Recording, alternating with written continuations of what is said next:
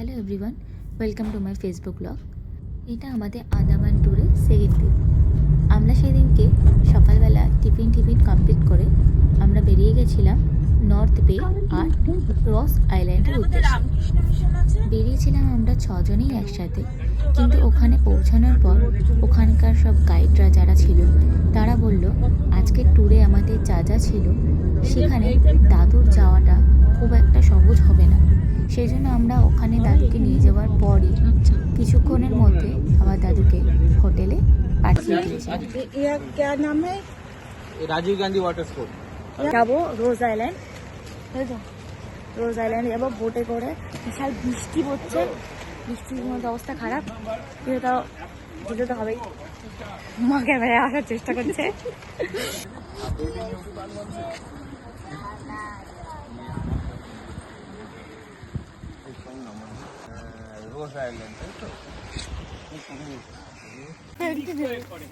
ঠাম্মা যেটা পায়ে পড়তে হয়, হাঁটুতে পড়তে হয়, সেটা ঠাম্মা পায়ে পড়ে স্টাইল করতে করতে যাচ্ছে। ঠাম্মা অনেক লোকজন,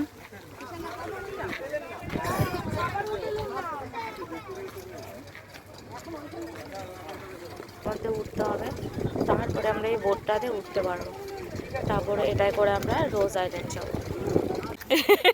পড়েছে জানি না, যাতে সমুদ্রে ভেসে না যায় সবাই আমরা পড়ে ফেলেছি।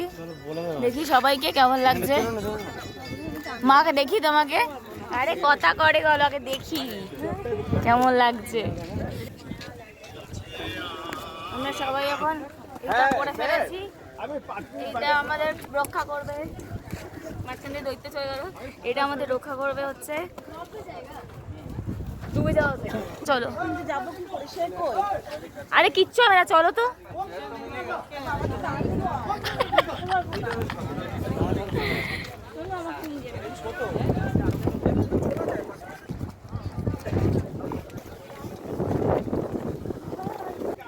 ভয় পাচ্ছ?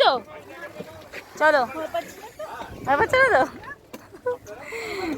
ক্যামেরায় বলছে ভয় পাচ্ছি না।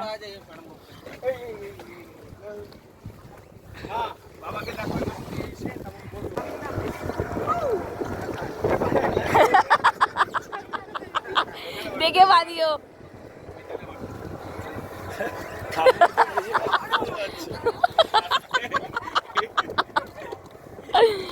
ভাই যা তুই।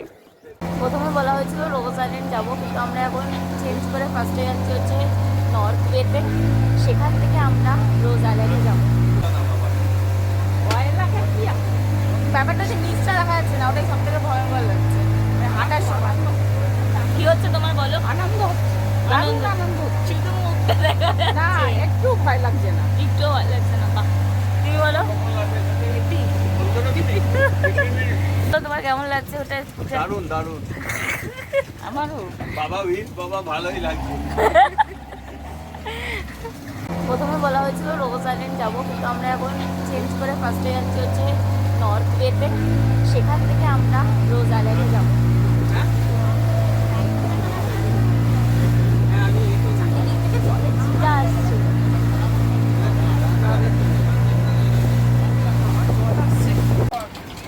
আমরা এখন, এটা হচ্ছে ডলফিন, এটা করে যাব।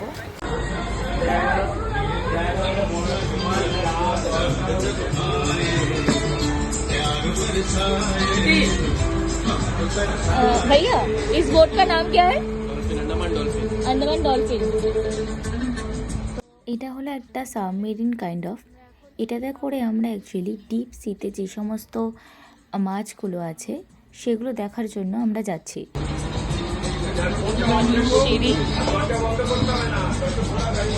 সবাই বসে আছে।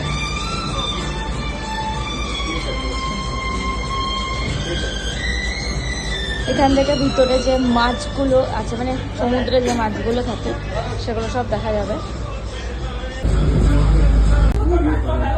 মাছ চলে এসে প্রায়।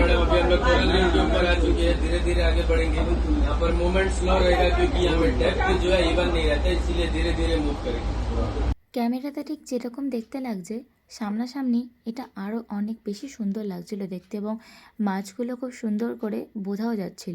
তারপর এখানে আমরা অনেক ছবি ভিডিও তুলে নেক্সট স্পটের দিকে যাচ্ছিলাম।